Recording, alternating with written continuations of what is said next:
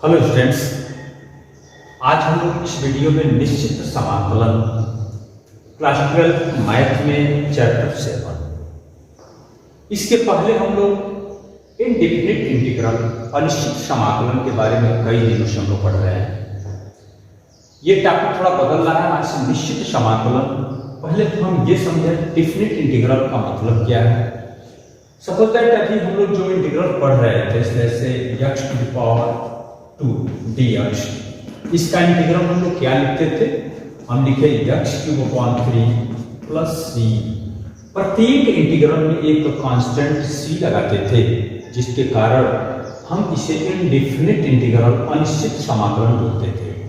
c के चाहे जितने मान रखें सबके लिए इसका विभिन्न मान प्राप्त होता था। बच्चों, अब हम लोग इस बात का ध्यान करेंगे कि इसका एक निश्चित मान एक लिमिट के अंतर्गत a टू b हम लोग याद करेंगे। ऐसे लिमिट होगा जिसके अंतर्गत जब हम इसको इंटीग्रेट करेंगे तो ये फिक्स वैल्यू एक निश्चित मान मिलेगा, जिस कारण इसे हम कहते हैं निश्चित समाकलन। तो सबसे पहले हम इस पर विचार करें, इसका मीनिंग क्या है। फर्स्ट ऑफ ऑल हम इस पर विचार करते हैं इसका मीनिंग क्या है। इसका मीनिंग बस इतना ही है, जैसे ये फंक्शन सपोज दैट x² है, तो fx² क्या आप इसका फिगर बना सकते हैं? बिल्कुल, ये एक फॉर्मूला है। आप क्लास 11 में भी y=x² इस फॉर्मूले को पढ़ चुके हैं, पैराबोला। ये पैराबोला शायद इस टाइप का होता है। ओके, इसका फिगर कीजिए। तो अब इसमें हम बात करें लिमिट a टू b, इसका मतलब क्या है। जैसे x=a टू x=b, बच्चे ध्यान देंगे, इसे हम बोलते हैं लोअर लिमिट, निम्न सीमा, और इसे बोलते हैं अपर लिमिट, उच्च सीमा। तो लिमिट a से b x की वैल्यू है, सपोज दैट x=a यहाँ पर है और x=b यहाँ पर है। तो अब हम इस लाइन x=a एंड x=b और ये जो वक्र कर्व दिया है, ये भी जो फंक्शन है ये, और x अक्ष के बीच में जो एरिया घटता है, इसी क्षेत्रफल को हम इस अंक से प्रकट करते हैं। ये इंटीग्रल, इस इंटीग्रल से इसको हम प्रकट करेंगे। तो यहाँ पर हम इसे ज्ञात करने की एक विधि पढ़ेंगे, जिसे कहते हैं निश्चित समाकलन योगफल की सीमा के अंतर्गत। उसको सीमा योग के रूप में पहले हम इसके लिए फार्मूला बना रहे हैं। इसको कैसे ज्ञात करेंगे, तो इसका मान क्या होगा। ओके, तो आइए सबसे पहले हम इसको समझते हैं। तो इसका मतलब क्या है, पहले आपको इसको समझना है। Integral a to b f(x) dx जो लिखा गया है, इसका मीनिंग ये है, ये फंक्शन फलन f(x), ओके, x अक्ष और x=a से x=b के बीच में जो भी एरिया घिरता है, उस एरिया का मान ये integral a to b f(x) dx प्रकट करता है। तो हम अपने विधि से हम इस एरिया का कैलकुलेशन करते हैं। तो आइए सबसे पहले इसको कैलकुलेट करते हैं। मान लेते हैं y=f(x) एक फलन है, और हमें ज्ञात ये करना है कि integral f(x) dx a to b। बच्चों बहुत ध्यान से समझे इस बात को। सपोज दैट ये जो फंक्शन है f(x), इसका कोई फिगर तो बनना ही है, इसे पक्का है। जैसे अभी हम इसके पहले फॉर्मूले का एक फिगर बनाए थे, कहीं भी हो ये f(x) अगर है आपके सामने तो आप पक्का फिगर बना लेंगे। हमें ज्ञात करना है x=a टू b। x=a मान लेते हैं यहाँ पर है, और x=b को मान लेते हैं यहाँ पर है। तो यदि हम इस एरिया का मान ज्ञात कर लें, इसका क्षेत्रफल ज्ञात कर लेते हैं, तो समझिए इसका लिमिट इंटीग्रल मिल गया। हम इसे ज्ञात करने के लिए हम इसे पतले पतले पट्टियों में, स्ट्रिप्स में इसको बांट लेते हैं। n स्ट्रिप्स में हम बांट रहे हैं, एक खंड, दो खंड, तीन खंड, चार, ऐसे n खंडों में अगर इसको बांटते हैं, तो क्या आप बता सकते हैं कि इस प्रत्येक खंड की चौड़ाई कितनी होगी? देखिए यहां से यहां तक की दूरी क्या है b, यहां से यहां तक की दूरी क्या है a, तो ये गैपिंग कितना होगा, ये तो पक्का है b माइनस ए होगा। आई सपोज दैट यहाँ से 10 सेंटीमीटर है, यहाँ से 2 सेंटीमीटर है, तो 10 माइनस 2 8 होगा, तो b माइनस से इतने दूरी होगी। अब अगर हम इसे n भाग में बांटे हैं तो बटे n करते हैं, और इस चौड़ाई को अगर हम h से नोट करें तो ये प्रत्येक चौड़ाई जो h नोट हो रहा है, ये h का मान b minus A by n होगा। एकदम बिल्कुल आसान है, इसमें कोई दिक्कत नहीं है। तो h का मान, h क्या है, यहाँ h हम क्या मान रहे हैं, इस प्रत्येक स्ट्रिप्स की चौड़ाई।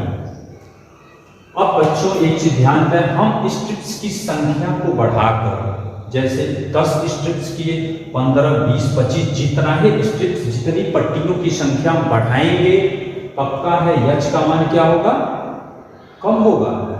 मीन्स यदि h टेंड टू 0 करना है, मीन्स इस पट्टियों की चौड़ाई को कम करना है, 0 करना है, तो पक्का है n टेंड टू इनफाइनाइट करना होगा। h टेंड टू 0 करना है तो n टेंड टू इनफाइनाइट होगा। ओके, इस बात को आप यहाँ छोड़ दें, इसका यूज, इसका जरूरत बाद में पड़ेगा। अब हम विचार करते हैं इस प्रत्येक पट्टियों का अगर हम एरिया कैलकुलेट करने किसी तरह से, और हमारे पास n पट्टियां हैं, तो n पट्टियों के क्षेत्रफल को जोड़ लें तो इस एरिया का मान तो मिल ही जाएगा, और वही जो एरिया का मान होगा वो इस इंटीग्रल का मान होगा। ओके, तो हम एक एक क्षेत्रफल को ज्ञात करते हैं। ध्यान दीजिए, एक क्षेत्रफल को अगर हम कंसीडर करें ऐसे, ध्यान दीजिए ये मान, तो ये शायद ये थोड़ा सा तिरछा होगा ऐसे। एक आयत तो बिल्कुल आयत नहीं बन रहा है, रेक्टेंगल नहीं बन रहा है, लेकिन इतना ही अंतर है। लेकिन ये अगर बहुत कम हो, ये बहुत पतला हो, तो इसका कोई बहुत मतलब नहीं होगा, वो लगभग आयत की भांति है। तो हम n टेंड टू इनफाइनाइट कर रहे हैं, तो मींस h बहुत पतला है। अब इसकी चौड़ाई कितनी है, h, और इसकी लंबाई कितना होगा, x इक्वल a पर फंक्शन की जो वैल्यू होगा, ये वैल्यू क्या होगा, fa होगा, पक्का है fa होगा। तो मींस इस आयत की चौड़ाई कितना है, h, और लंबाई कितना हो गया, fa। तो fa में h का अगर हम गुणा कर लें तो इस स्ट्रिप्स का क्षेत्रफल मिल जाएगा, इस खंड का क्षेत्रफल मिल जाएगा। कब, जब ये बहुत पतला है तब, नहीं तो ये अंतर आएगा, इतना अंतर आएगा। देखिए ये बहुत पतला है तो इसका कोई मतलब नहीं है, वो लगभग नगड़े के बराबर होगा। तो हम एक एक भाग का क्षेत्रफल निकाल रहे हैं, तो इस भाग की लंबाई कितना होगा, fa कैसे होगा, x इक्वल a पर फंक्शन की वैल्यू, ये फंक्शन का वैल्यू ही तो ये होगा, x इक्वल b पर फंक्शन की वैल्यू इतना होगा। तो ऐसे एक एक का क्षेत्रफल हम ज्ञात कर रहे हैं। तो अब हम इसका मान ज्ञात करते हैं। देखिए integral f x dx limit a to b। Okay, तो पहले भाग का क्षेत्रफल लिखना है। देखिए पहले भाग का क्षेत्रफल कैसे लिखोगे, h into fa, h into क्या होगा, fa। दूसरे भाग का क्षेत्रफल क्या होगा, ध्यान दीजिए इसकी चौड़ाई कितनी है, h, और ये मान क्या हो गया, यहाँ fa है तो यहाँ पर, यहाँ ध्यान दीजिए इसको हम लिख रहे हैं x equal a plus h होगा कि नहीं। जब ये चौड़ाई h है तो इसका मान हो गया x बराबर a प्लस h। तो इस पर जो फंक्शन की वैल्यू होगा, ये मान क्या होगा, fa प्लस h होगा। फिर इसकी चौड़ाई h है तो h में हम fa प्लस h का गुणा करना है, तो फिर इसका क्षेत्रफल आ जाएगा fa प्लस h। फिर प्लस ऐसे नेक्स्ट यहाँ पर फिर ये h हो गया, तो ये x बराबर a प्लस 2h होगा। तो a प्लस 2h में जैसे इसकी देखिए प्रत्येक की चौड़ाई तो h है, h में हम किसका गुणा कर रहे हैं, fa प्लस 2h, और ऐसे शायद गुणा करते हुए जाएं तो कहां तक पहुंचेंगे आप, लास्ट में आइए, h इंटू किससे गुणा करेंगे, ये x इक्वल ये n पट्टी है, लेकिन इसकी फर्स्ट पहली वाली ले रहे हैं आप, देखो इसको निकालना था, इसको आप कंसीडर कीजिए केवल h a और a प्लस h, तो यहाँ क्या आएगा f a plus n minus 1h आएगा, n माइनस 1h। क्यों? x इक्वल n तो ये होगा, लेकिन हमें इस पट्टी को यहाँ पर मान ज्ञात करना है। इस पर फंक्शन की वैल्यू क्या होगा f a plus n minus 1h। और एक शर्त ये है, h के लिए क्या कंडीशन कहा गया है, h टेंड टू 0 है, तो यहाँ पर आप चाहो तो लिमिट h टेंड टू 0 ऐसे लगाकर इस मान को अगर हम कैलकुलेट कर लेते हैं तो हमारा इस इंटीग्रल का मान प्राप्त हो रहा है। इसको हम थोड़ा सा और संशोधन करते हैं। देखिए लिमिट h टेंड टू 0, इसमें h कॉमन ले रहे हैं, तो ये क्या हो रहा है f a plus h plus f a plus 2h ऐसे लिखते हुए जाएंगे f a plus n minus 1 into h इसका मान। और अभी बच्चों यहाँ h की वैल्यू हम क्या लिख चुके, b माइनस a n। यहाँ लिखते हैं अगर लिमिट h टेंड टू 0, इसके जब लिखते हैं b minus a by n, और ये लिखते हैं f a प्लस इस h का भी मान बाद में रख लेंगे, वहां h का मान यहां भी रख सकते हो, plus f a plus n minus 1 into h।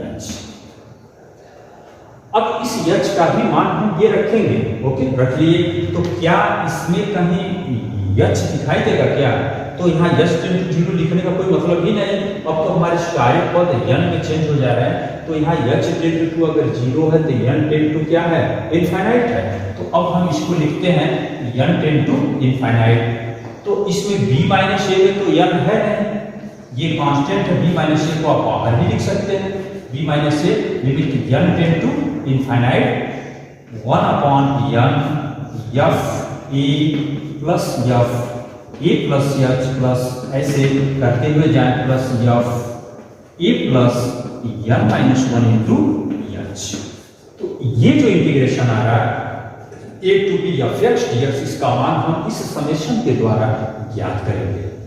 अभी इस पर आपको हम एक एग्जाम्पल समझाते हैं, उस एग्जाम्पल से आप ये समझ पाएंगे इस फार्मूले का यूज हम कैसे करें। ओके, तो ये क्या मिला, a to b f x dx, ये जो different integral a to b है इसका मान ऐसे ज्ञात करेंगे हम लोग। तो आइए अब हम इस पर एक एग्जाम्पल द्वारा आपको ये बताते हैं कि ये फार्मूला कैसे प्रयोग होगा। तो आइए देखते हैं।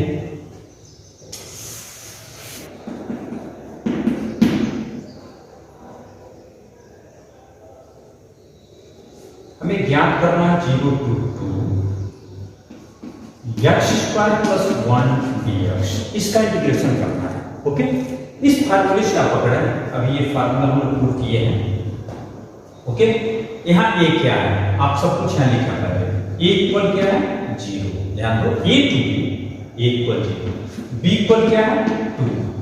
ओके, अभी इसके पहले हम h की वैल्यू क्या ज्ञात किए थे, h की वैल्यू ज्ञात किए थे b minus a by n। तो यहाँ b क्या है 2 माइनस 0 बाई n करोगे तो 2 बाई n होगा। इतनी बात तो आप क्लियर समझ रहे हैं। तो अब हम इसका मान ज्ञात कर रहे हैं, ध्यान दीजिए 0 to 2 x square plus 1 dx।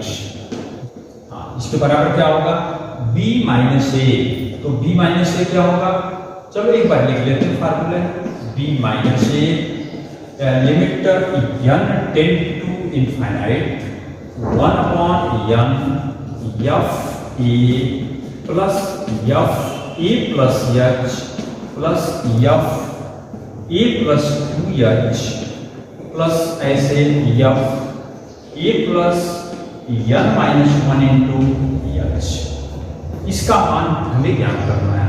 तो चलिए अब मान रखते हैं b माइनस a क्या होगा 2, limit n tend to infinite 1 by n f a क्या है 0।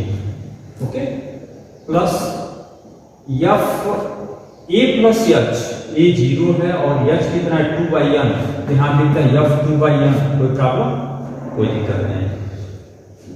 फिर प्लस इसका मान रखो एफ ए 0 2h, तो h क्या है 2/n, तो 2h मीन्स 2² आएगा।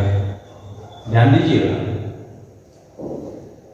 यहां h की वैल्यू क्या है 2/n। फिर प्लस ऐसे देखते जाएं, ये 0 है एफ n-1 और h की वैल्यू क्या है 2/n, ऐसे लिख सकते हैं। ओके, इसको आप 4 भी लिख सकते हैं।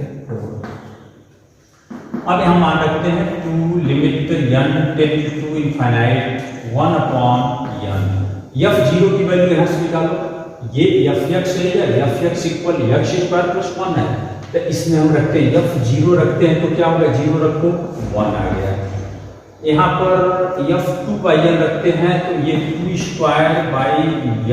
+ 1 होगा।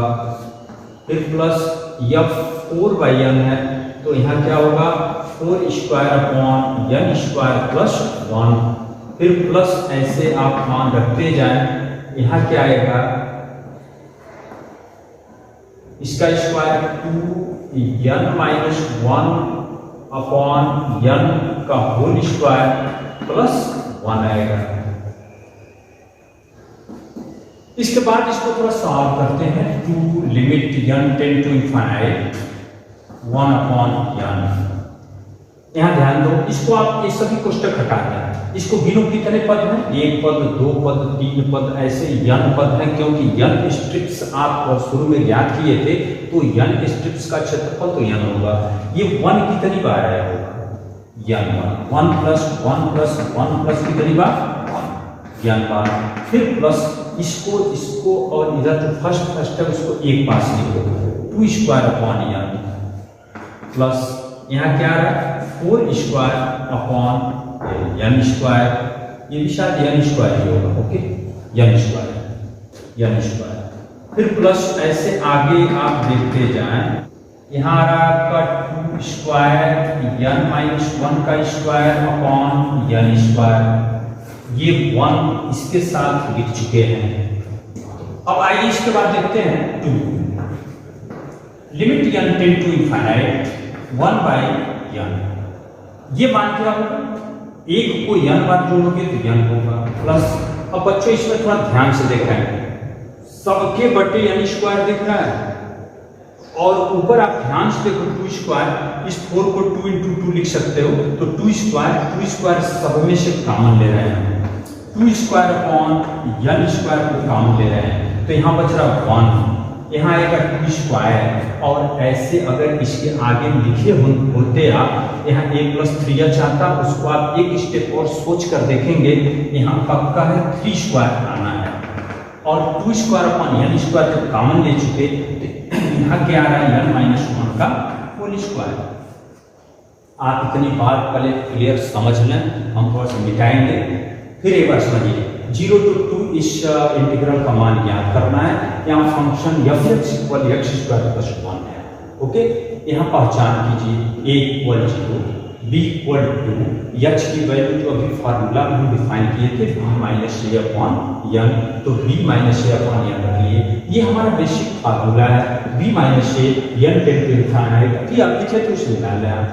यहाँ सभी मानों को हम पुट किए, b-a 2 - 0 2 हो गया, limit n tend to infinite ऐसे मिल रहा है। आप ध्यान से देख सकते हैं a की वैल्यू 0 है तो हम f0 लिखे, यहाँ a 0 है, h की वैल्यू है 2/n मिल चुका, यहाँ 2/n लिख रहे हैं।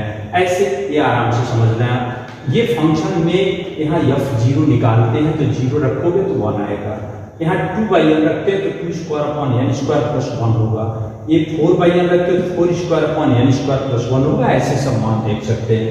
इस सब में से एक 1 हम एक जगह करेक्ट कर लिए, क्योंकि ये n पद हैं, n स्ट्रिप्स थे, उनके क्षेत्रफल हैं, तो पदों की संख्या क्लियर है, ये होगा। उन यन को एक पास रखे तो इसका योग यन हो गया, और इसको हम एक जगह कोष्टक में लिखे हैं, और सब में 2 स्क्वायर अपॉन यन स्क्वायर कॉमन दिख रहा था तो हम कॉमन लिए, तो यहाँ पूरा कॉमन हो गया, 1 बच रहा, यहाँ सीधे इसमें से 2 स्क्वायर कॉमन होगा तो 2 स्क्वायर बचेगा, आगे आप लिख के देखे होते तो 3 स्क्वायर आता, और यहाँ 2 स्क्वायर अपॉन यन स्क्वायर कॉमन होकर यहाँ सीधे सीधे यन माइनस 1 का होल स्क्वायर। अभी हमारा मतलब इस स्टेप से है, ऊपर आप समझ चुके हैं, ये सब हम मिटा भी देते हैं, कोई प्रॉब्लम नहीं, हम मिटाने जा रहे हैं, यहाँ से आपको समझ में आया। अब हम इसको किसी भी तरह से कैलकुलेट करते हैं, देखिए 2 times limit n tend to infinite 1 upon n, ये लिख रहे हैं यन प्लस इसको 4 बाई यन स्क्वायर हो जाइए। आप कक्षा 11 में अनुक्रम वाले पार्ट, समांतर श्रेणी वाले पार्ट के लिए फार्मूला पढ़े थे, सिग्मा यन स्क्वायर का मान यन प्लस 1 बाई 6 आपको याद होना चाहिए। ये कुछ ऐसा ही तो दिख रहा है, ये 1 को 1 का स्क्वायर तो लिख ही सकते हैं, सिग्मा यन स्क्वायर मीन्स क्या, 1 square plus 2 square plus 3 square plus N square.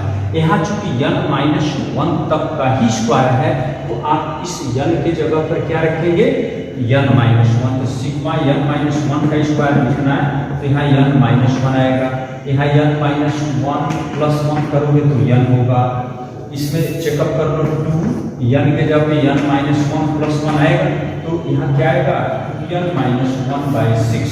तो हम इस कोष्टक के जगह पर ये लिखने जा रहे हैं यन माइनस 1 यन 2n माइनस 1 अपॉन 6, ये जो मान होगा वही हमारा आंसर होगा।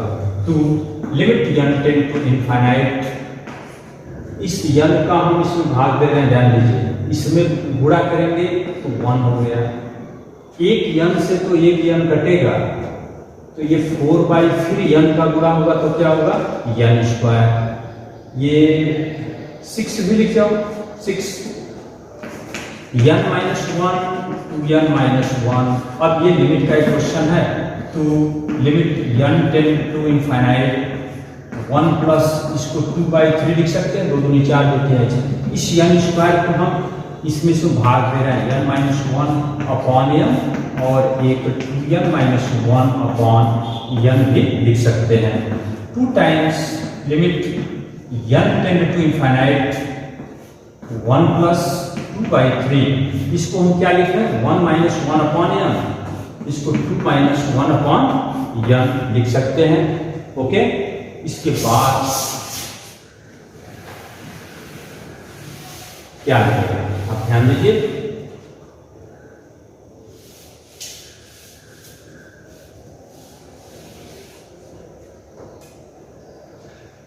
लिमिट रखा, limit n tend to infinite हम रख रहे हैं 1 प्लस 2 बाई 3, यहाँ इनफाइनाइट होगा तो इसका मान 1 आ जाएगा, क्योंकि 0 होगा, ये भी 0 हो जाएगा, इंटू 2 टाइम्स 1 प्लस इसका पूरा करो 4 बाई 3, ये 2 इंटू 3 कम 3 4 7/3, 7 दूनी 14/3। तो जो हमारे पास इंटीग्रल क्या किया था, इंटीग्रल हमारा क्वेश्चन यही था,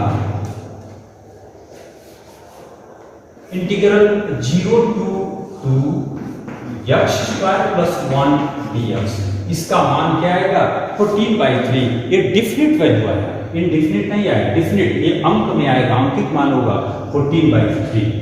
तो हमको आशा है कि बच्चों आप ये योगफल की सीमा के अंतर्गत हम निश्चित समाकलन कैसे करते हैं आप अच्छी तरह से समझ चुके होंगे। इस पर हम एक्सरसाइज 7.8 को सॉल्व करेंगे। हालांकि 7.8 परीक्षा के दृष्टिकोण से बहुत इंपॉर्टेंट प्रश्नावली होता है। क्यों? इसमें मुश्किल से आपके बुक में केवल 6 सवाल दिए गए, बहुत कम सवाल हैं और इसमें चांसेस प्रोबेबिलिटी बनती है आपकी कम पढ़ के गारंटेड क्वेश्चन प्राप्त करना। तो इसलिए इस प्रश्नावली पर विशेष ध्यान देंगे। हम इसको अब फिर एक बार और जब 7.8 को सॉल्व करेंगे तो थोड़ा सा अच्छी तरह समझा के फिर आपको हम सॉल्व करते हैं। कैसे सूत्र का प्रयोग करना है आप अच्छी तरह समझ चुके हैं। अगर आपको समझ में आता है तो 7.8 के प्रश्नों को लगाना शुरू कर लेंगे और अन्यथा हम इसको समझाएंगे। ओके।